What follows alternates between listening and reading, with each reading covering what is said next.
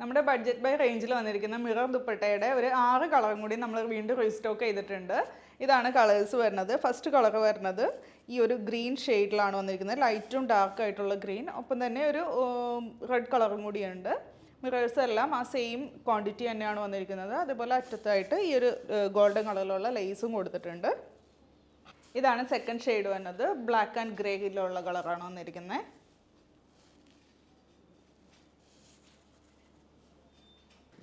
Next one ഒരു magenta ഷെയ്ഡിലാണ് വന്നിരിക്കുന്നത്.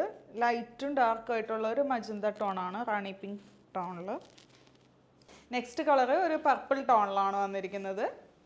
ലൈറ്റ് ആൻഡ് ഡാർക്ക് ആയിട്ടുള്ള പേർപ്പിൾ, പിങ്ക്, ഒത്തിരി കളേഴ്സിൻ്റെ ഒരു മിക്സാണ്.